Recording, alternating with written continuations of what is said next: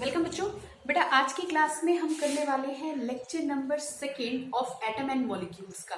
ठीक है, इससे पहले हम कंजर्वेशन ऑफ मास पे एक वीडियो बना चुके हैं, इंट्रोडक्शन भी है उसके अंदर, जाके देखा हो, नहीं देखा तो देखा हो। ठीक है, और आज हम करने वाले हैं लॉ ऑफ कांस्टेंट कॉम्पोजिशन या लॉ ऑफ फिक्स प्रपोर्शन। दोनों ही नाम एक है, ठीक है, दोनों ही एक चीज है। तो लॉ ऑफ कांस्टेंट प्रपोर्शन या लॉ ऑफ डेफिनेट प्रपोर्शन या लॉ ऑफ कांस्टेंट कॉम्पोजिशन, बहुत से नाम से इसको जाना जाता है। क्या है, तुम किसी एक चीज को पकड़ लो, लॉ ऑफ कांस्टेंट प्रपोर्शन। अच्छा, ये लॉ क्या कहता है? इस लॉ को समझने से पहले एक बात मेरे को बताओ। अगर मान लो आपने आपने आपने मान लो घर में कुछ प्रिपरेशन किया, मान लो आपने चाय बनाई, ठीक है, आपने एक आदमी के लिए चाय बनाई, ठीक है, ओके फाइन। अब अगर दो लोग आ गए तो क्या करेंगे? उसको आधा आधा करके दे दोगे? नहीं, तुम क्या करो, अगर मैं कहती हूँ कि वही चाय तुम दो लोगों के लिए बना डालो, तो भैया तुम क्या करोगे? उसके अंदर सामान क्या करोगे? और ज्यादा डाल दोगे। कहने का मतलब ये कि दूध ज्यादा डाल दोगे, पत्ती ज्यादा डाल दोगे। बात समझ में आ रही है? यानी अमाउंट आपने क्या कर दिया? बढ़ा दिया। ठीक है ना, कुछ बात समझ में आ रही है? तो यहां पे भी ये लॉ भी कुछ इसको बेसिक चीज को बोलता है कि जब भी कोई सब्सटेंस तैयार होगा, कोई केमिकल सब्सटेंस तैयार होगा, तो वो हमेशा ही एक फिक्स प्रपोर्शन में तैयार होगा। ऐसा नहीं हो सकता कि एक ज्यादा एक कम बार बार अलग अलग तरीके से जुड़े। जैसे देखो, अगर मैंने वाटर की बात की, H2O, डेफिनेशन पे बाद में जाएंगे, पहले वाटर की बात करते हैं। वाटर में जब हम वाटर का फॉर्मूला हम क्या लिखते हैं, केमिकल फॉर्मूला क्या लिखते हैं? H2O, hydrogen 2 oxygen 1। अगर इसमें से एक हाइड्रोजन में हटा दूं तो क्या रह जाएगा? HO, है ना। एक हाइड्रोजन मैंने किसी तरह से रिमूव कर दिया तो ये क्या रह गया? HO।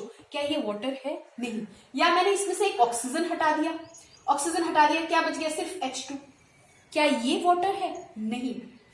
तो इसमें से आप किसी भी एटम को हटा नहीं पाओगे। अगर हटा दिया तो फिर वो वाटर नहीं रह जाएगा। तो जब भी कोई कंपाउंड बनता है या हमारा कोई केमिकल सब्सटेंस बनता है, वो हमेशा फिक्स प्रपोर्शन में बनेगा। कुछ नहीं होता कि अगर आप उसको ज्यादा ले लो, कम ले लो, ऐसा हमारे पास बाय मास क्या होगा? ये हमारा हमेशा क्या रहेगा? फिक्स रहेगा। एक चीज पकड़ लो, क्या कह रहा है? कांस्टेंट प्रपोर्शन, यानी कि जब भी हमारे पास एलिमेंट्स मिलेंगे, कंपाउंड बनाएंगे, तो कंपाउंड जो होगा वो हमेशा फिक्स प्रपोर्शन बाय मास होगा। अब मास देख लेते हैं, मास के बारे में बात समझ लेते हैं। तो बेटा यहाँ पे कुछ एग्जांपल, कुछ चीजें मैंने लिखी हुई है, पहले तो इसको नोट डाउन कर लो। नोट डाउन क्या करोगे? This law states that in a chemical substance, ये बताना जरूरी है। जैसे मैंने कल कहा था, कंजर्वेशन ऑफ मास जब आप बता रहे हो तो कंजर्वेशन ऑफ मास में बताना जरूरी है कि किसी केमिकल रिएक्शन को करते टाइम पे मास क्या रहना चाहिए? कंजर्व रहना चाहिए। जितना रिएक्टेंट का मास है उतना ही मास किसका होना चाहिए? प्रोडक्ट का मास आना चाहिए। ये law of conservation of mass था। कौन सा शब्द हमने जोड़ा था? किसी केमिकल रिएक्शन में। आज की क्लास में कौन सा आज के लॉ को पढ़ते टाइम पे हमें क्या ध्यान से रखना पड़ेगा? कभी भी कोई केमिकल सब्सटेंस तैयार हो रहा है, ठीक है, एलिमेंट्स जो होंगे are always in a fix proportion by mass. Elements जो जुड़ेंगे आपस में, जो मिलके जो नया कंपाउंड तैयार करेंगे, वो हमेशा फिक्स प्रपोर्शन बाय मास होगा। इसका मतलब क्या? कुछ समझ में आ रहा होगा, कुछ समझ में आ रहा होगा, बाकी बात करते हैं। यानी हम सीधी बात कर रहे हैं कि elements in a chemical substance क्या कैसे बनेगा? Will be fix proportion by mass, fix proportion by मास। ठीक है, इसका मतलब तो सीधी बात ये हो गई कि अगर मैं यहां से कोई एटम निकाल रही हूं, वाटर नहीं रहेगा, यानी कि fix number of atoms, number of atom क्या होने चाहिए? फिक्स होने चाहिए। हाइड्रोजन के 2, ऑक्सीजन का 1। नंबर ऑफ एटम्स क्या होने चाहिए? फिक्स होने चाहिए। अगर नंबर ऑफ एटम फिक्स हो गए तो भैया इनका मास ऑफ, ये जो कंपाउंड का जो मास होगा, अलग अलग करके भी मैं निकालूं तो वो क्या होना चाहिए? फिक्स होना चाहिए। नहीं बात समझ में आई? दोबारा समझते हैं। देखो मिटाओ इसको, ओके। ऐसा एक्सपेरिमेंट करके ये जो थ्योरी दी गई थी ना, ये जोसेफ एल प्राउस ने दी थी। ठीक है। तो इन्होंने क्या कहा? इन्होंने देखो कुछ एग्जांपल्स इन्होंने लिए यहाँ पे। जैसे वाटर है, मान लो हमने 100 ग्राम वाटर लिया, ठीक है, आपको फॉर्मूला अभी रटने की जरूरत नहीं है। 100 ग्राम हमने क्या लिया? वाटर लिया। इसका इलेक्ट्रोलाइसिस किया, यानी इसको डिकम्पोज किया। ठीक है, डिकम्पोज किया बाय पासिंग इलेक्ट्रिसिटी, तुम कुछ ऐसा लिख लो। ठीक है, बाय पासिंग इलेक्ट्रिसिटी जब इसको डिकम्पोज किया गया ना, जब इसको तोड़ा गया, तोड़ के निकाला गया, मतलब डिफरेंट किया गया, तो ये हमारे पास 11 ग्राम हाइड्रोजन जो टूट के जो आया, अलग अलग होके जो आया, 11 ग्राम हाइड्रोजन और बेटा जी प्लस 89 ग्राम ऑक्सीजन आ गया। समझ रहे हो? ऐसा हमें मिला 11 ग्राम हाइड्रोजन और 89 ग्राम ऑक्सीजन हमें मिला। अब इसको तुम अगर रेशो में देखोगे तो 11 8 चला जाएगा, अरे भैया यहाँ पे कर लो 1 और 11 8 यहाँ पे कितना आ जाएगा, तो 1:8। समझ में आ रही बात? कुछ बात समझ में आ रही है? तो जब भी एक वाटर हमारे पास एक वाटर कंपाउंड तैयार होगा, वाटर क्या है? कंपाउंड, ठीक है, जब तैयार होगा तो उसमें हाइड्रोजन 1 की रेशो में होगा, ऑक्सीजन क्या होगा? 8 की रेशो में, हमेशा हमेशा। और एक एग्जांपल ले लो, एक एग्जांपल ये हो गया, और एक एग्जांपल समझ लेते हैं। हम मान लो हमने क्या लिया, अमोनिया ले लो, ठीक है, अमोनिया NH3, ठीक है, मान लो 14 ग्राम हमने अमोनिया लिया, ठीक। जब ये डिकम्पोज हुआ, जब इसको किसी तरह से तोड़ दिया गया, हाई हीट दिया गया, जो भी है, ठीक है, डिकम्पोज हमने किया, इसको जब हमने तोड़ा तो हमें यहां से 14 ग्राम नाइट्रोजन, समझ रहे हो, 14 ग्राम नाइट्रोजन और 3 ग्राम हाइड्रोजन मिला। ओहो सॉरी, ये 17 ग्राम लिया बेटे, 17 ग्राम है ये, ठीक है, 17 ग्राम अमोनिया हमने लिया, इसको हमने डिकम्पोज किया तो हमें 14 ग्राम नाइट्रोजन और 3 ग्राम, ये एक्सपेरिमेंटली मिल रहा है सारा, क्या मिल गया? हाइड्रोजन, ठीक है, बोलो बात समझ में आ रही है? तो यानी इसका रेशो हमेशा, जब भी ये अमोनिया बनेगा, 1 नाइट्रोजन 3 हाइड्रोजन, जब भी ये बनेगा तो इसका प्रपोर्शन क्या रहेगा? 14:3, इसी में ही जुड़ेगा बाय मास। बोलो बात समझ में आई? ठीक है, एक और एग्जांपल उठा ले, कार्बन डाइऑक्साइड उठा ले। कार्बन डाइऑक्साइड का भी देख लो, जब कार्बन डाइऑक्साइड को हम डिकम्पोज करने की कोशिश करेंगे, भाई लोग देखो, हमने मान लो कार्बन डाइऑक्साइड लिया, देखो ध्यान से, कार्बन डाइऑक्साइड लिया, इसको हमने डिकम्पोज किया, ठीक है, इसको जरा समझो। कार्बन एटॉमिक मास कितना? 12। ऑक्सीजन का कितना भैया? ऑक्सीजन का हमारे पास होता है 16, है ना, 16 और 2 यहां से कर दो 32, ठीक। तो यहां से कट कटा के कितना आया? यहाँ पे आ गया मेरे पास 4 3 चला जाएगा और ये कितना आ जाएगा? 8 आ जाएगा, ठीक है। किस रेशो में जुड़ेगा कार्बन डाइऑक्साइड? किस रेशो में जुड़ेगा? समझ में आ रहा है? 3:8। किस रेशो में जुड़ेगा बच्चे? 3:8 बाय मास, बाय मास। बात समझ में आई? कुछ, ठीक है, ऐसे निकालो, ऐसे निकालो। इसमें अगर H2O का तुम्हें 100 ग्राम का नहीं पता, पर ये एक्सपेरिमेंटली ऐसे देखा गया था, एक्सपेरिमेंट करके ऐसे आया था। अगर तुम्हें करना है तो तुम यहाँ पे H2O करो, हाइड्रोजन का एटॉमिक मास कितना? 1 मल्टीप्लाइड बाय 2, ओके। रेशो इसका ऑक्सीजन का कितना बेटा जी? ऑक्सीजन का जब हम देखेंगे तो यहाँ पे आ जाता है हमारे पास 16, ठीक है। कितना हुआ यहाँ पे मेरे पास आया 2:16, ठीक है। सिंप्लीफाई करो इसको, कटकटा के कितना आ जाएगा? 1:8। सिमिलरली नाइट्रोजन का कितना होता है? 14, ठीक है ना। नाइट्रोजन का मॉलिक्यूलर मास हमारे पास देखो, NH3 करो, यहाँ पे NH3 करो, और नाइट्रोजन का कितना? 14, रफ बता रहे हैं, ठीक है। रेशो हाइड्रोजन का कितना? 1, है ना। 1 × 3 करोगे तो यहाँ पे कितना आ जाएगा? ठीक है, 1 × 3 करोगे तो 3 आ जाएगा, 14:3। बात समझ में आई बेटा? तो हमेशा ना ये फिक्स रेशो में जुड़ेगा, ऐसा नहीं हो सकता कि कोई ज्यादा हो गया कोई कम हो गया, ऐसा करके फिर नहीं होगा। समझाया था ना अभी कि अगर H2O है, यहां से एक हाइड्रोजन हटा दोगे, एक भी हाइड्रोजन हटा दोगे, एक एटम भी हटा दोगे, तो वो वाटर नहीं रहेगा। समझ में आ रही है बात? समझ में आ रही है? तो क्या होगा? फिक्स प्रोपोर्शन में आपको उसको चेंज करना पड़ेगा, ठीक है। कुछ न्यूमेरिकल कर लेते हैं फटाफट से, फिक्स प्रोपोर्शन के कुछ न्यूमेरिकल कर लेते हैं। अगर आपको पिछले वाले लेक्चर में कोई भी न्यूमेरिकल में प्रॉब्लम रहा होगा तो बता देना, बाकी एनसीईआरटी के क्वेश्चन हम बाद में कर ही लेंगे, ठीक है। चलो आ जाओ न्यूमेरिकल करते हैं, न्यूमेरिकल लिख लेती हूँ फिर करते हैं।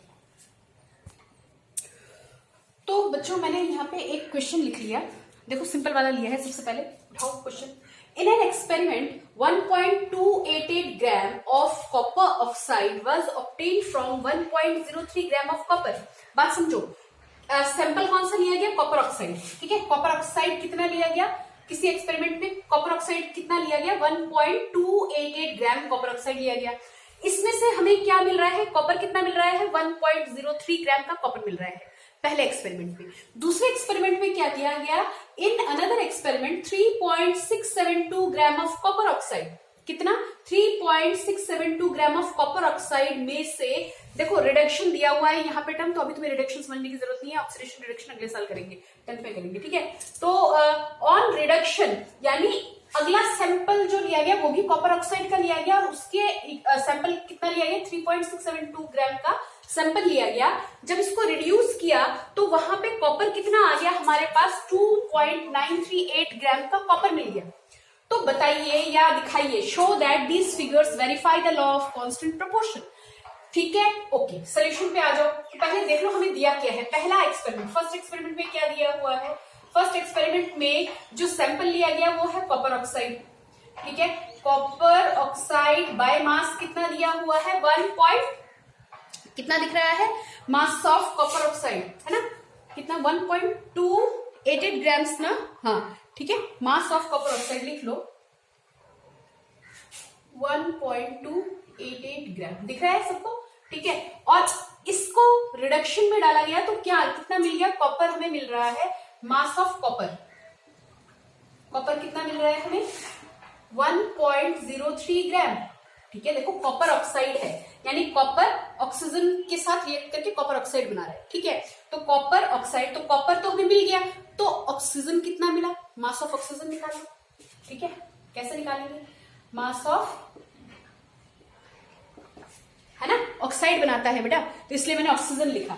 ठीक है, इसमें से माइनस करवा दो, 1.288 ग्राम में से 1.03 ग्राम माइनस करवा दीजिए, कितना आएगा? ये आ जाएगा 0. कितना आ रहा है यहाँ पे? 0.258 इतना ही आ रहा है, पर देख लीजिए है जी, 1.03 है, 0.258 ग्राम। हाँ बिल्कुल सही, बिल्कुल सही। ठीक है, अच्छा अब सेकंड एक्सपेरिमेंट की बात सुनो, सेकंड एक्सपेरिमेंट पे पहुंचो।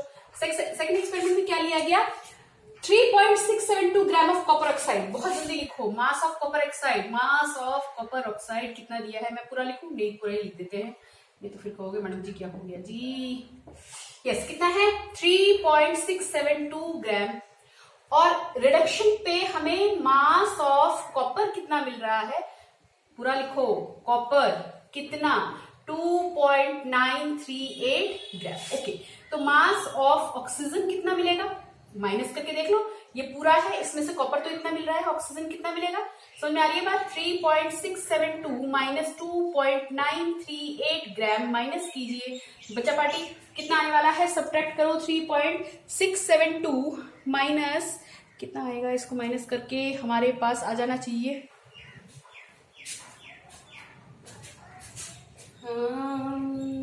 कितना करें? 0.734, 12, 8, 3 आ गया। ठीक है, देखो इतना आ रहा है, इतना आ रहा है 0.734। ओके, यहां तक बात समझ में आई? हमें ऑक्सीजन मिल गया, हमें कॉपर हमें पहले से दिया हुआ था, हमें क्या मिल गया? यहाँ पे ऑक्सीजन हमें मिल गया, इसमें भी ऑक्सीजन हमें मिल गया, इसमें भी ऑक्सीजन मिल गया। जरा इनका रेशियो बना लो, है ना, इस वाले में जरा रेशियो बनाओ, किसका? कॉपर और ऑक्सीजन का। इस वाले में रेशियो बनाओ कॉपर और ऑक्सीजन का। ठीक है, कॉपर और ऑक्सीजन का रेशियो बनाइए, यहाँ पे इस तरफ बना दूं, यहाँ इस वाले में mass of copper ratio mass of oxygen.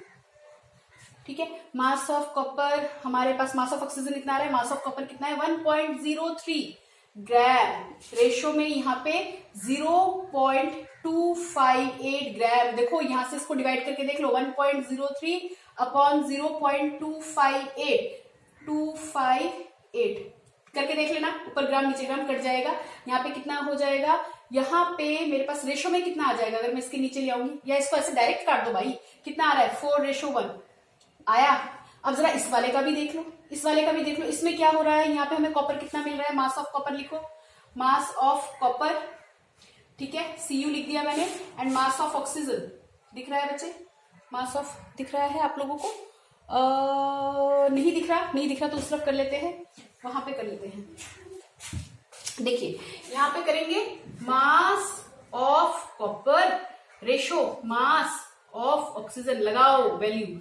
Mass of copper कितना है? 2.938 ग्राम्स, 0.734 ग्राम्स।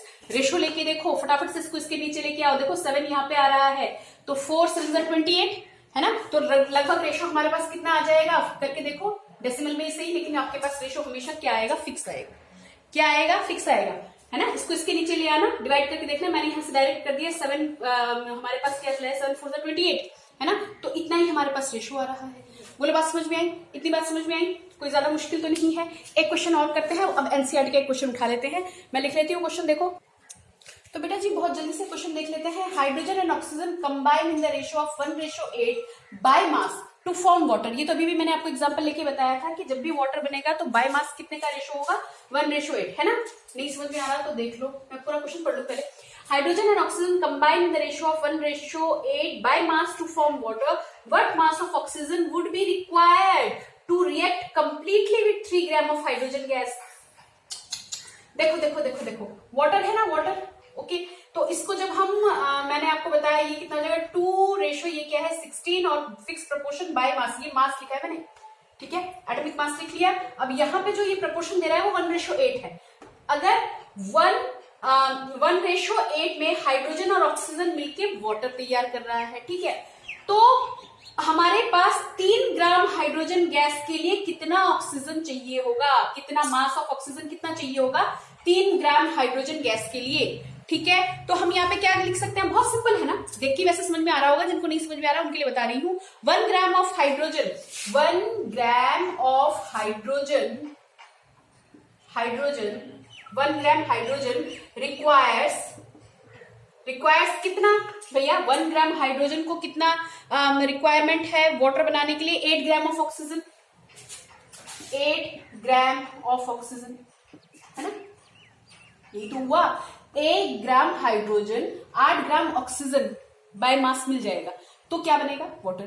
तो इन्होंने बोला कि अगर 3 ग्राम हाइड्रोजन हुआ तो कितना हमें ऑक्सीजन, मास ऑफ ऑक्सीजन कितना चाहिए, तो 3 ग्राम ऑफ हाइड्रोजन रिक्वायर कितना, 1 के लिए 8 ग्राम, 3 के लिए कितना, 3 × 8 is equal to 24 gram of oxygen. समझे बालक, समझे, इतना समझ में आया, ठीक है, इतना समझ में आ गया। तो बच्चों एनसीईआरटी का एक क्वेश्चन और लिख लिया मैंने यहाँ पे, और बहुत अच्छा क्वेश्चन है, थोड़ा सा घुमाने वाला क्वेश्चन है लेकिन बहुत अच्छा क्वेश्चन है। देखो, when 3 gram of carbon is burnt in 8 gram of oxygen, 11 gram of CO2 is form. यानी 3 ग्राम कार्बन को 8 ग्राम ऑक्सीजन में बर्न किया जा रहा है, ठीक है, रिएक्शन किया जा रहा है, और क्या बन रहा है CO2, ठीक है। कितना gram, 11 gram, very good. What mass of carbon dioxide will be formed when 3 gram of carbon is burnt in 50 gram of oxygen? और which law of chemical combination will govern your answer? Okay, ये जो answer है इसमें जरा ध्यान से देखिए, वो क्या कह रहा है, कह रहा है कि 3 ग्राम कार्बन, कितना कार्बन 3 ग्राम रिएक्ट कर रहा है किसके साथ, 8 ग्राम, रेशो क्या दे दिया इन्होंने, 8 ग्राम ऑक्सीजन के साथ, ठीक है। और हमारा जो कार्बन डाइऑक्साइड तैयार हो रहा है वो कितना, बाय मास कितना तैयार हो रहा है, 11 ग्राम, ठीक है। तो देखो कार्बन और ऑक्सीजन जो है वो जब जुड़ता है, कार्बन डाइऑक्साइड CO2 है ना, एक रफ आइडिया दे देते हैं, कितना 12, यहाँ पे कितना, यहाँ पे हम ऑक्सीजन की बात करें तो ऑक्सीजन हमारे पास कितना हो गया 32, राइट। इसको रेशो में करोगे तो ये आ गया 3:8, भैया 3:8, कार्बन बाय मास कितना 3 ग्राम, ऑक्सीजन कितना बाय मास 8, तो 3 और 8 मिलके तब जाके 11 ग्राम कार्बन डाइऑक्साइड तैयार हो रहा है। यानी कार्बन डाइऑक्साइड बनने के लिए 3 ग्राम बाय मास कार्बन होना चाहिए और ऑक्सीजन 8 ग्राम होना चाहिए बाय मास, है ना। किसके बनने के लिए, CO2 बनने के लिए। इन्होंने कहा कि जब हम 3 ग्राम को रिएक्ट करवाएंगे 50 ग्राम ऑक्सीजन के साथ, है ना, तो हमारे पास what mass of carbon dioxide, तो कितना कार्बन डाइऑक्साइड हमारा बनना चाहिए भैया, देखो 50 ग्राम में से सिर्फ 8 ग्राम ही तो चाहिए रिएक्ट करने के लिए, क्योंकि रेशो क्या रहेगा, फिक्स।